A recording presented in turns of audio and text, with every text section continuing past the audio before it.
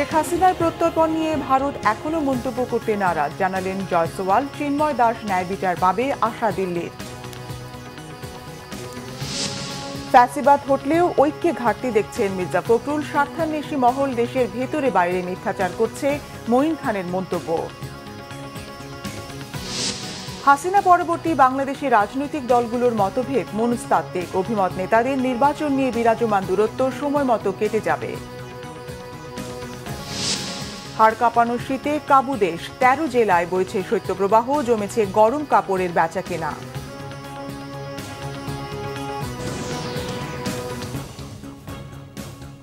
দেখছিলেন crown cement সংবাদ শিরোনাম।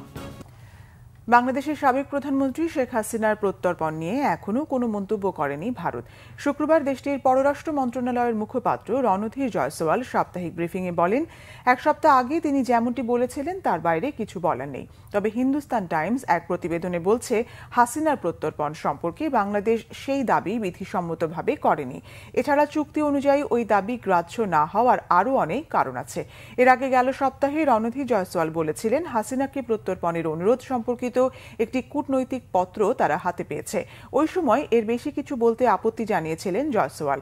অন্যদিকে ভারতের বিভিন্ন রাজ্যে বাংলাদেশিদের ধরপাকড় ও ফেরত পাঠানোর ঘটনা নিয়ে প্রশ্ন করা হলে মুখপাত্র বলেন, অবৈধভাবে ভারতে ঢোকা মানুষদের খুঁজে বের করা ও ফেরত পাঠানো নিরাপত্তারক্ষীদের দায়িত্ব। ব্রিফিংয়ে সনাতন ধর্মীয় নেতা চিন্ময় কৃষ্ণ দাসের জামিনের দাবি খারিজ হওয়া নিয়ে প্রশ্ন করা হলে জয়সওয়াল বলেন, ওই ঘটনায় যাদের ধরা হয়েছে তারা সুবিচার পাবেন। বিএনপি মহাসচিব মির্জা ফখরুল ইসলাম আলমগীর বলেছেন, গণতান্ত্রিক যুদ্ধ শেষ হলেও ঐক্যের সাথে দেশ গড়ার জায়গায় এখনো ব্যর্থতা আছে। শুক্রবার সকালে দিনাজপুর সরকারি কলেজের অর্থনীতি বিভাগের ৫০ বছর পূর্তি ও গুণীজন সম্মাননা অনুষ্ঠানে তিনি একথা বলেন। মির্জা ফখরুল আরও বলেন, গত ১৫ বছরে ফ্যাসিস্ট সরকার সব লুট করে পাচার করে অর্থনীতি ধ্বংস করে দিয়েছে। বলেন, জাতি ফ্যাসিবাদ মুক্ত হওয়ায় নতুন সুযোগ সৃষ্টি হয়েছে দেশে। মির্জা ফখরুল আশা প্রকাশ করেন, এদেশের ছেলেমেয়েরা দেশকে এগিয়ে নিয়ে যাবে, অর্থনীতির শক্ত ভিত তৈরি করবে। এই কেমন গণতন্ত্রের কথা, এই কেমন একটা স্বাধীন সার্বভৌম রাষ্ট্রের কথা, যে যেখানে মানুষ প্রতি বছরে একটা সুযোগ পায় তার অধিকারটাকে প্রয়োগ করার, সেই সুযোগটিও সে হারিয়েছে। বাংলাদেশে এই সমস্যাটাই সবচেয়ে বড় সমস্যা হয়েছে। এখানে পর পর পর পর গণতন্ত্রকে হত্যা করার চেষ্টা করা হয়েছে। ফলে এখানে ডেমোক্রেটিক ইনস্টিটিউশনগুলো তৈরি হয়নি, গণতান্ত্রিক যে প্রতিষ্ঠান সেই প্রতিষ্ঠানগুলো তৈরি হয়নি। আমরা রাজনৈতিক দলগুলো পরস্পরের সঙ্গে বিরোধী লিপ্ত হয়েছি, কিন্তু সহনশীলতার মধ্য দিয়ে গণতন্ত্রকে চর্চা করে আমরা যদি সবাই এগিয়ে যেতে পারি, তাহলে কিন্তু আমরা গণতন্ত্রকে লাভ করতে পারবো, আমাদের অধিকারকে অর্জন করতে পারবো। বিএনপির স্থায়ী কমিটির সদস্য ডক্টর আব্দুল মঈন খান বলেছেন, বাংলাদেশের মানুষ ধর্মপ্রাণ কিন্তু ধর্মান্ধ নয়। স্বার্থান্বেষী মহল দেশের ভেতরে বাইরে মিথ্যাচারের মাধ্যমে সাম্প্রদায়িক সম্প্রীতি বিনষ্টের অপচেষ্টা করছে। সন্ধ্যায় নরসিংদীর পলাশে ৭ দিনব্যাপী ডাঙ্গা আন্তর্জাতিক ইসলামী মহাসম্মেলনে প্রধান অতিথির বক্তব্যে এসব কথা বলেন তিনি। মঈন খান আরও বলেন, বাংলাদেশের মানুষ হাজার বছর ধরে সম্প্রীতির সঙ্গে জাতি ধর্ম বর্ণ নির্বিশেষে ঐক্যবদ্ধ হয়ে বসবাস করছে। শান্তি শৃঙ্খলা বজায় রেখে এভাবেই তারা দেশকে এগিয়ে নেবে। এই সম্প্রীতি কোনো দুষ্ট অপশক্তি ব্যাহত করতে পারবে না। এবং সারা বিশ্বের সামনে ইনশাআল্লাহ বাংলাদেশের 18 কোটি মানুষ ইতিপূর্বে প্রমাণ করেছে, আবার প্রমাণ করবে যে বাংলাদেশের মানুষ ধর্মান্ধ নয়, কিন্তু তারা ধর্মপরায়ণ। শান্তি শৃঙ্খলা বজায় রেখে আমরা জাতি ধর্ম বর্ণ নির্বিশেষে বসবাস করে যাব। আমাদের এই সম্প্রীতি কোন দুষ্ট অপশক্তি ব্যাহত করতে পারবে না। রাজনীতিতে মতবিরোধকে গণতন্ত্রের সৌন্দর্য মনে করেন রাজনীতিবিদরা। হাসিনা পরবর্তী বাংলাদেশের রাজনৈতিক দলগুলোর মতভেদ কিছুটা মনস্তাত্ত্বিক। নির্বাচন না সংস্কার, এ নিয়ে ক্ষুদ্র মতভেদ থাকলেও যথাসময়ে নির্বাচন নিয়ে রাজনৈতিক দলগুলোর দূরত্ব থাকবে না বলে ধারণা তাদের। আহমেদ সরদারের রিপোর্ট। ভূমিধস বিজয়ে ২০০৯ সালে ক্ষমতায় আসে আওয়ামী লীগ। এরপর তাদের নানা সিদ্ধান্ত ও দমন-পীড়নের বিরুদ্ধে নামে বিএনপির নেতৃত্বাধীন ৪ দলীয় জোট। আরও কিছু দলও তাদের সঙ্গী হয়। সেই দলগুলোই গত ১৫-১৬ বছরে কখনো জোটগতভাবে, কখনো যুগপথে আন্দোলন করে। 5 আগস্ট ছাত্র জনতার গণ অভ্যুত্থানে শেখ হাসিনার পলায়নের মধ্য দিয়ে ফ্যাসিবাদী সরকারের পতনের পর সেই দলগুলোর মধ্যেই নানা প্রশ্নে মতবিরোধ। নেতারা বলছেন, কিছুটা মতবিরোধ থাকলেও এটি ভবিষ্যৎ রাজনীতিতে তেমন প্রভাব ফেলবে না। মতের ভিন্নতা আছে এবং এটা থাকবে, থাকাটাই গণতন্ত্রের সৌন্দর্য। বিরোধ কখন হয়? বিরোধ যখন হয় যে আপনি যখন আমাকে সম্মান করেন না, আমি যখন আপনাকে সম্মান করি না। এটা তো রাজনৈতিক কালচারের বিপরীত একটা কাজ। তা আমি মনে করি না এখনও খুব বড় কোনো ব্যত্যয় এখন হয়ে গেছে, আমি সেটা মনে করি না। তবে কিছু কিছু কথাবার্তা মানুষ পছন্দ করছে না, কারণ মানুষ তো এই সবার ঐক্য চায়। ফ্যাসিবাদের বিরুদ্ধে ঐক্যটাকে মানুষ আরো অটুট করতে চায়। তারাই আন্দোলনের নেতৃত্ব ছিল, কিংবা সরকারে যারা দায়িত্ব ছিল, কিংবা বড় বড় রাজনৈতিক দল যারা ছিল, তারা আসলে এই যে রাজনৈতিক পরিবর্তনটা করছে বাংলাদেশে, তার যে একটা ঐকমত্য কিংবা সমঝোতার রাজনীতি করতে হবে, এই বিষয়টা ভুলে প্রত্যেকে আসলে তার তার নির্বাচনী রাজনীতির মধ্যে ঢুকতে গেছে। সংস্কার হওয়ার আগে নির্বাচনের রাজনীতির মধ্যে আপনি ঢুকে পড়বেন, তখন অনিবার্যভাবে এটার মধ্যে একটা ফাটল দেখা দেবে। সারা পৃথিবীর যত বিপ্লবের ইতিহাস আপনি দেখবেন, সেখানে বিপ্লব পরবর্তী কিছু অস্থিরতা থাকে। তার সঙ্গে আমাদের এখানে যুক্ত হয়েছে প্রজন্মের একটা দূরত্ব। কারণ যারা 1971-এ মুক্তিযুদ্ধ করেছে সেই প্রজন্ম এই আন্দোলনে ছিল, আবার তাদের পরবর্তী 2 প্রজন্ম গত হয়ে গিয়ে এখন যারা এসেছে তারাও এই আন্দোলনের নেতৃত্বে ছিল। এখানে চিন্তা এবং সমন্বয়ের একটা দূরত্ব কিন্তু রয়েছে, বাস্তবতা যেটা। এই ক্ষেত্রে বিএনপির যেটা নীতি সেটা হচ্ছে যে আমরা সর্বশেষ যে কাউন্সিলটা করেছিলাম 2016-তে, সেই কাউন্সিলে আমাদের একটা স্লোগান ছিল, নানান মানুষ নানান পথ, দেশ বাঁচাতে ঐক্যমত। আমরা এখনো ঠিক ওই জায়গাটাই ঠিক আছি। নিজেদের মতবিরোধের সুযোগে পতিত আওয়ামী লীগ কোনো রাজনৈতিক সুবিধা নিতে পারবে না বলে আত্মবিশ্বাস তাদের। রয়েছে দেশ ও জাতির স্বার্থে ঐক্যবদ্ধ সিদ্ধান্ত নেওয়ার বোঝাপড়াও। সংস্কার সবচেয়ে বেশি উচ্চারিত শব্দ শেখ হাসিনার পতনের পর এবং পলায়নের পর থেকে। তো সংস্কারটা তো অগ্রপথিক বিএনপি 2030 ভিশন দিয়েছে বেগম খালেদা জিয়া, তারেক রহমান সাহেব 27 দফা দিয়েছেন। সেই 27 দফা নিয়ে আবার আন্দোলনরত দলগুলোর সঙ্গে আমরা দিনের পর দিন, মাসের পর মাস আলাপ করে 31 দফা দিয়েছি। সেই সংস্কারের নির্যাসিত গ্রহণ করেছে বর্তমান সরকার।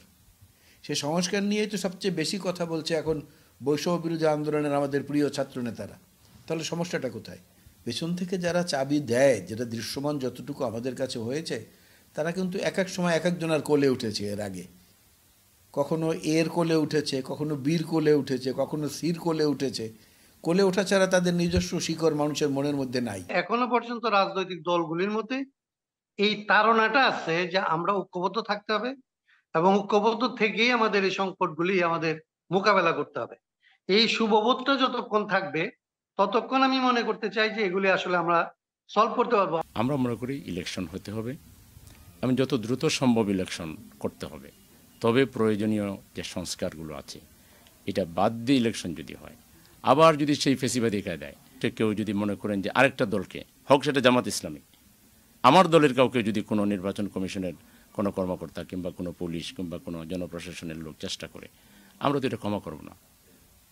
নির্বাচন হইতে হবে 100% ফেয়ার, ফ্রি এবং ক্রেডিবল ইলেকশন হইতে হবে। এখানে এই রক্তের সাথে যে ব্যক্তি বেইমানি করবে তার দুনিয়াও নষ্ট হবে, আখিরাত নষ্ট হয়ে যাবে। কিছু মতবিরোধ থাকলেও আপাতত রাজনৈতিক দূরত্ব তৈরি হবে না বলে মনে করেন এই 3 রাজনীতিক। আহমেদ সরওয়ার, বাংলা ভিশন, ঢাকা। 15 জানুয়ারির মধ্যে নির্বাচনের তারিখ ঘোষণা দেওয়ার দাবি জানিয়েছে বাংলাদেশের কমিউনিস্ট পার্টি সিপিবি। শুক্রবার বিকেলে রাজধানীর সোহরাওয়ার্দী উদ্যানে ঢাকা সমাবেশ কর্মসূচিতে এই দাবি জানান সিপিবির নেতারা। দলটির সাধারণ সম্পাদক রুহিন হোসেন প্রিন্স বলেন, অনির্বাচিত সরকারের ক্ষমতা দীর্ঘায়িত করা যাবে না। দ্রুত নির্বাচন দিয়ে দেশকে গণতান্ত্রিক পথে ফিরিয়ে আনার আহ্বান জানান তিনি। বলেন, একটি পক্ষ 72 সংবিধান বাতিল করে সাম্প্রদায়িকতা ছড়াতে চায়। দেশের গণতন্ত্রের জন্য এমন চেষ্টা সহায়ক নয় বলেও দাবি করেন সিপিবির সাধারণ সম্পাদক।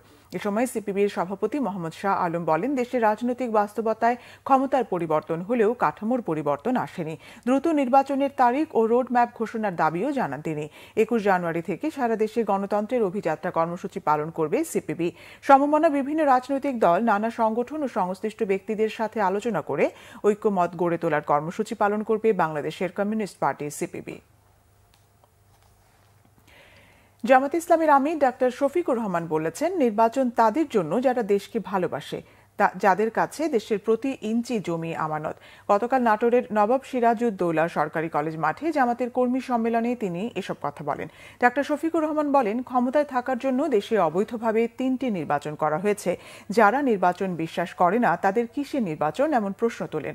দ্রুত সময়ে প্রয়োজনীয় সংস্কার করে এই সরকার একটি সুষ্ঠু নির্বাচন দিয়ে যার যার জায়গায় ফিরে যাবে বলেও তিনি আশা প্রকাশ করেন। নির্বাচন তাদের জন্য যাদের কাছে দেশের প্রতি ইঞ্চি জমি আমানত।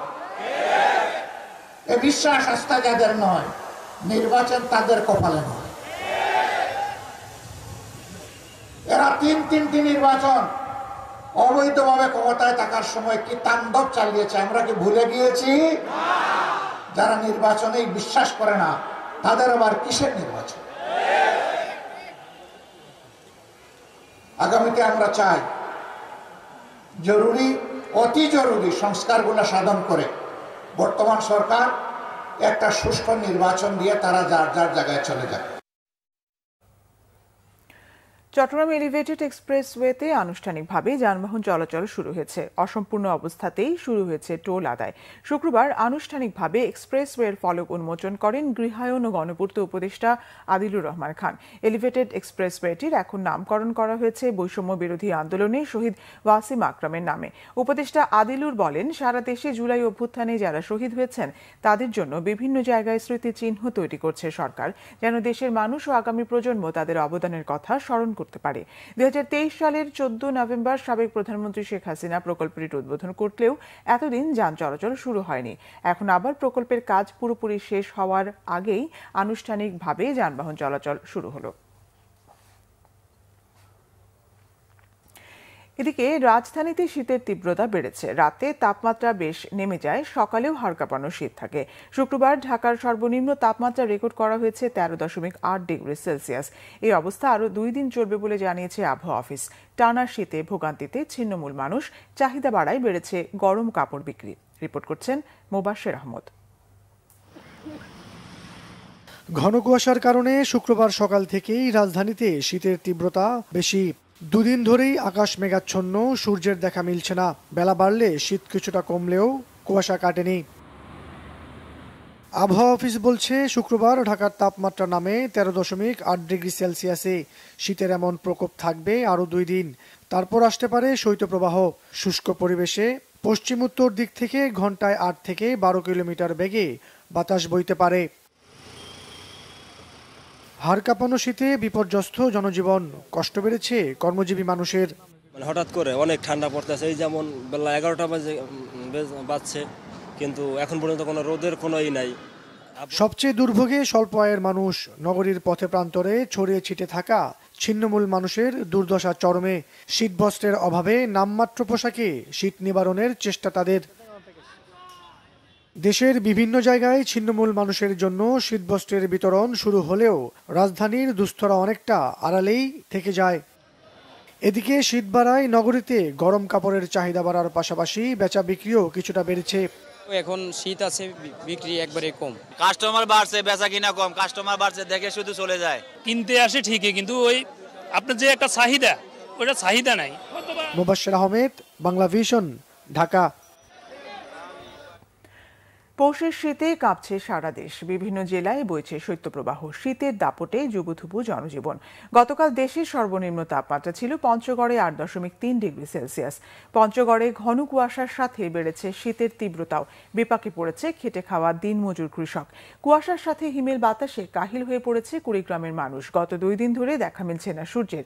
বিপাকে চর ও দ্বীপ চরের মানুষ। গাইবান্ধায় দিনভর কুয়াশাচ্ছন্ন থাকায় মানুষের স্বাভাবিক কাজকর্ম ব্যাহত হচ্ছে। ঘন কুয়াশায় সড়কে যানবাহন চলছে হেডলাইট জ্বালিয়ে। শীতে সবচেয়ে বেশি কষ্টে বৃদ্ধ ও শিশুরা। শীতজনিত রোগী বেড়েছে হাসপাতালগুলোতে। প্রয়োজনীয় গরম কাপড় না থাকায় কষ্টে দিন পার করছেন ছিন্নমূল মানুষ। পৌষের কনকনে শীতে জুবুথুবু নাটোরবাসী। সারাদিন হিমশীতল বাতাসে ব্যাহত হচ্ছে দৈনন্দিন কাজ। গরম কাপড় না থাকায় বেশ কষ্টে ছিন্নমূল ও নিম্ন আয়ের মানুষ। পৌষের হাড় কাঁপানো শীতে কাঁপছে চুয়াডাঙ্গার জনপদ। ঘন কুয়াশা ও হিমেল হাওয়ায় বিপর্যস্ত জনজীবন। বিপাকে রয়েছেন খেটে খাওয়া ছিন্নমূল মানুষ। সময় মতো কাজে যেতে পারছেন না তারা। হাসপাতালে বাড়ছে শীতজনিত রোগীর সংখ্যা। উত্তরের জেলা দিনাজপুরে পৌষের হাড় কাঁপানো কনকনে শীতে বিপর্যস্ত জনজীবন। জাতীয় চলচ্চিত্র পুরস্কারপ্রাপ্ত অভিনেত্রী অঞ্জনা রহমান মারা গেছেন। ইন্নালিল্লাহি ওয়া ইন্না ইলাইহি রাজিউন। রাত 1:10 রাজধানীর বঙ্গবন্ধু শেখ মুজিব মেডিকেল বিশ্ববিদ্যালয়ে চিকিৎসাধীন অবস্থায় মারা যান তিনি। আজ শনিবার দুপুরে এফডিসিতে অঞ্জনার জানাজা হবে। মৃত্যুকালে অঞ্জনার বয়স হয়েছিল 60 বছর। তিনি 2 মেয়ে ও 1 ছেলে রেখে গেছেন। গত কয়েক সপ্তাহ ধরে অসুস্থ ছিলেন একসময়ের জনপ্রিয় এই অভিনেত্রী। প্রথমে অঞ্জনাকে রাজধানীর একটি বেসরকারি হাসপাতালে ভর্তি করা হয়। শারীরিক অবস্থার উন্নতি না হওয়ায় গত বুধবার তাকে নেওয়া হয় বঙ্গবন্ধু মেডিকেলে। শারীরিক অবস্থার অবনতি হওয়ায় ওই রাতেই লাইফ সাপোর্টে নেওয়া হয় অঞ্জনাকে। শেষ পর্যন্ত শুক্রবার দিবাগত রাতে চলেই গেলেন এই নায়িকা। বাংলাদেশি চলচ্চিত্রের একসময়ের জনপ্রিয় অভিনয় শিল্পী অঞ্জনা নৃত্যশিল্পী থেকে নায়িকা হয়ে সর্বাধিক যৌথ প্রযোজনা এবং বিদেশি সিনেমায় অভিনয় করেছেন। বাংলাদেশ ছাড়াও তিনি অভিনয় করেছেন 9টি দেশের 13টি ভাষার সিনেমায়। 1976 সাল থেকে অভিনয় শুরু করা অঞ্জনার ছবির মধ্যে রয়েছে দস্যু বনহুর, মাটির মায়া, অশিক্ষিত, আনারকলি, আলাদিন, আলিবাবা সিন্দবাদ, চোখের মণি, রাম রহিম জন ও সুখের সংসার। ইসলামী আন্দোলনের আমির চরমোনাই পীর মুফতি সৈয়দ রেজাউল করিম বলেছেন, যারা নির্বাচনের জন্য তাড়াহুড়া করছে তাদের জন্য অন্তর্বর্তী সরকার ভালোভাবে দেশ চালাতে পারছে না। রাজধানীর ইঞ্জিনিয়ার্স ইনস্টিটিউশনে ইসলামী শ্রমিক আন্দোলনের সম্মেলনে এই কথা বলেন তিনি। বলেন, অন্তর্বর্তী সরকার অগোছালোভাবে দায়িত্ব পালন করছে, কিন্তু ইসলামী আন্দোলন সরকারের সহযোগিতা করবে বলে জানান তিনি। বিভিন্ন দাবি দেওয়া নিয়ে অনেকেই রাস্তায় নামছে উল্লেখ করে চরমোনাই পীর বলেন, এই সুযোগে ফ্যাসিবাদের দোসররা বিশৃঙ্খলা করছে। ফ্যাসিবাদীদের বিশৃঙ্খলার চেষ্টা ইসলামী আন্দোলন সহ্য করবে না বলেও হুঁশিয়ারি দেন তিনি। গত 53 বছর কোনো সরকারই দেশ দরদি ছিল না বলে মন্তব্য তার। সৈয়দ রেজাউল করিম বলেন, যারা দুর্নীতিতে বারবার চ্যাম্পিয়ন হয়েছে তাদের ক্ষমতায় যেতে দেওয়া হবে না। ঢাকা বিশ্ববিদ্যালয়ের উপাচার্য অধ্যাপক ডক্টর নিয়াজ আহমদ খান বলেছেন, ডাকসু নির্বাচনের বিষয়ে আন্তরিক বিশ্ববিদ্যালয় প্রশাসন সকল ছাত্র সংগঠনের সাথে আলোচনা করে ঐক্যমতের ভিত্তিতে রোডম্যাপ ঘোষণা করা হবে। এদিকে বৃহস্পতিবার রাতে 72 ঘণ্টার মধ্যে ডাকসু নির্বাচনের রোডম্যাপ না দিলে হলে কঠোর কর্মসূচির হুঁশিয়ারি দিয়েছে বৈষম্য বিরোধী ছাত্র আন্দোলন। আরো জানাচ্ছেন দীপন দেওয়ান।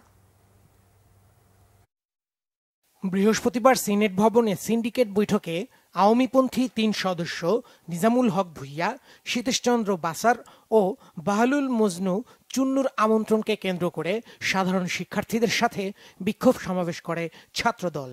বিক্ষোভ মিছিলটি সূর্যসেন হল ও মহসিন হল হয়ে ভিসি চত্বরে গিয়ে শেষ হয়। সে সময় ডাকসু নির্বাচনকে ঘিরে উপাচার্যের সাথে বাকবিতণ্ডায় জড়িয়ে পড়েন ছাত্রদলের নেতাকর্মীরা। এ ঘটনার প্রতিবাদে রাতে ক্যাম্পাসে বিক্ষোভ মিছিল করে সাধারণ শিক্ষার্থীরা। ডাকসু নির্বাচনের রোডম্যাপ ঘোষণার জন্য প্রশাসনকে 72 ঘন্টার আলটিমেটাম দেন তারা। 72 ঘন্টার মধ্যে যদি রোডম্যাপ ঘোষণা করা না হয় তাহলে কঠোর থেকে কঠোরতর আন্দোলনে আমরা যাব। এদিকে শুক্রবার সকাল 10টায় আইবি এর বিবি প্রোগ্রামের মধ্য দিয়ে ঢাকা বিশ্ববিদ্যালয়ে 2024-25 শিক্ষাবর্ষের ভর্তি পরীক্ষা শুরু হয়। এবারের বিবিএ ভর্তি পরীক্ষায় 10,278 জন পরীক্ষার্থী অংশ নেয়। এর বিপরীতে সিট রয়েছে 120টি। পরীক্ষা কেন্দ্র পরিদর্শন করে উপাচার্য অধ্যাপক ডক্টর নিয়াজ আহমদ খান বলেন, ডাকসু নির্বাচনের জন্য সবার ঐকমত্য হওয়া প্রয়োজন। ডাকসু নির্বাচনের ব্যাপারে আমরা অত্যন্ত আন্তরিক, তবে আমরা চাই যে সবার মধ্যে মোটামুটি একদম ঐক্যমত না হোক, কিন্তু একটু ব্রড বেসড, যাতে একরকম সমঝোতা হয়, একটা চুক্তির মতো হয়। সবাইকে নিয়ে আমরা করতে চাই এই নির্বাচনটি উৎসবমুখর পরিবেশে, সবার বহুদিন পর একটি মুক্ত পরিবেশে এই সুযোগটি তৈরি হয়েছে। আমরা চাই যে এই কাজটি যতদূর সম্ভব সবাইকে নিয়ে নিখুঁতভাবে করতে। ধন্যবাদ। এটা আমরা পরে আসি। আমরা এটার জন্যই আমরা আমাদের বেশ কিছু কমিটি কাজ করছে, সবার সাথে কথা বলছি এবং আপনাদের সাথে সবার সাথে কথা বলেই এটা ঠিক করা হবে। এ ব্যাপারে সকল ছাত্র সংগঠনগুলোকে সহায়তা করার আহ্বান জানান উপাচার্য। দীপন দেওয়ান, বাংলা ভিশন, ঢাকা। ঢাকা আন্তর্জাতিক বাণিজ্য মেলা শুরু হলেও শেষ হয়নি স্টল ও প্যাভিলিয়ন তৈরির কাজ। অন্যদিকে গত কয়েকদিনের শৈত্যপ্রবাহের ফলে শুক্রবার ছুটির দিনে মেলায় দর্শনার্থী ক্রেতার ভিড় তুলনামূলক কম, ফলে জমে ওঠেনি মেলা। তবে ব্যবসায়ীরা আশাবাদী এবার মেলা জমবে পুরোদমে। গ্যালমান শফির রিপোর্ট। রাজধানীর পূর্বাচলে বুধবার শুরু হয়েছে 29তম আন্তর্জাতিক বাণিজ্য মেলা। এবার নিয়ে চতুর্থবারের মতো পূর্বাচলে আয়োজন করা হয়েছে এই মেলা। কয়েকদিন ধরে কুয়াশা ও শীত থাকায় আজ ছুটির দিনেও দর্শনার্থী ক্রেতার সমাগম ছিল অনেকটাই কম। মেলায় অনেকেই এসেছেন পরিবার পরিজন নিয়ে, আসতে পেরে সন্তুষ্ট তারা। বাবাকে নিয়ে এসেছি, মামনিকে নিয়ে এসেছি, আমার বোনকে নিয়ে এসেছি, আমরা সবাই একসাথে এসেছি। জননগরের তুলনায় নতুনত্ব এবার আরো কি কি দেখতে পাই, আমরা কি সুযোগ সুবিধা পাচ্ছি সবকিছু মিলে ঘুরে দেখি। তবে মেলাটা সেভাবে এখনো জমে নাই, হয়তো সময় লাগবে, অনেক কিছুই পেলাম না, তারপরে নিয়েছি। ক্রেতাদের দৃষ্টি কাড়তে অনেক স্টলেই রয়েছে ভারী অফার। দেখতেছি আর কি অফার আছে, এখানে ফাটাফাটি অফার খুব সুন্দর, এই জন্য ট্রাই দিতেছি, দেখতেছি। আমরা অফার দিচ্ছি ফাটাফাটি অফার, মাত্র 1800 টাকা যে কোনো ব্লেজার। গতবার রেট ছিল 2600-2200, এখন আমরা ডিসকাউন্ট দিয়ে মাত্র 1800 টাকা দিচ্ছি। এবছর ব্যবসা ভালো হবে প্রত্যাশা ব্যবসায়ীদের। মেলা আসলে মাত্র তো শুরু হলো, আজকে প্রথম শুক্রবার হিসেবে ধরেন কিছু মানুষ, কিছু ক্রেতা ঢুকতেছে, দিন যত যাবে তত ধরেন এটা বাড়বে আর কি। ইনশাল্লাহ এবার আমরা গতবার থেকে এবার ইনশাল্লাহ আমরা আশাবাদী যে ভালো হবে ইনশাল্লাহ মেলাটা। মেলার নিরাপত্তা ও ট্রাফিক নিয়ন্ত্রণে রয়েছে পর্যাপ্ত আইনশৃঙ্খলা বাহিনী। মেলা শুরুর দিকে এবং এ পর্যন্ত কোনো দুর্ঘটনা বা বিশৃঙ্খলা আমাদের কানে আসেনি এবং আমরা সর্বত্র সতর্ক আছি। এবং আপনি জানেন যে যারা মেলায় প্রবেশ করছে তাদেরকে সুন্দরভাবে চেক ব্যাকের মাধ্যমে মেলায় ঢোকানো হচ্ছে। কোনো দর্শনার্থী যারা ঢাকা থেকে বা বিভিন্ন জায়গা থেকে আসবে তাদের গাড়ির পার্কিং ব্যবস্থাপনা অত্যন্ত চমৎকারভাবে চারপাশে নেওয়া আছে। তারা যে কোনো জায়গায় পার্কিং করে মেলা পর্যবেক্ষণ করে আবার তারা ফিরে যেতে পারবে। মেলা শেষ হবে 31 জানুয়ারি। গেলমান শফি, বাংলা ভিশন, ঢাকা। সংবাদ শেষ করব ক্রাউন সিমেন্ট শিরোনামগুলো আরেকবার জানাবো। শেখ হাসিনার প্রত্যর্পণ নিয়ে ভারত এখনো মন্তব্য করতে নারাজ, জানালেন জয়সওয়াল। চিন্ময় দাস ন্যায় বিচার পাবে আশা দিল্লির। ফ্যাসিবাদ হটলেও ঐক্যের ঘাটতি দেখছেন মির্জা ফখরুল। স্বার্থান্বেষী মহল দেশের ভেতরে বাইরে মিথ্যাচার করছে, মঈন খানের মন্তব্য। হাসিনা পরবর্তী বাংলাদেশের রাজনৈতিক দলগুলোর মতভেদ মনস্তাত্ত্বিক, অভিমত নেতাদের নির্বাচন নিয়ে বিরাজমান দূরত্ব সময় মতো কেটে যাবে। হাড় কাঁপানো শীতে কাবু দেশ, 13 জেলায় বইছে শৈত্যপ্রবাহ, জমেছে গরম কাপড়ের বেচাকেনা।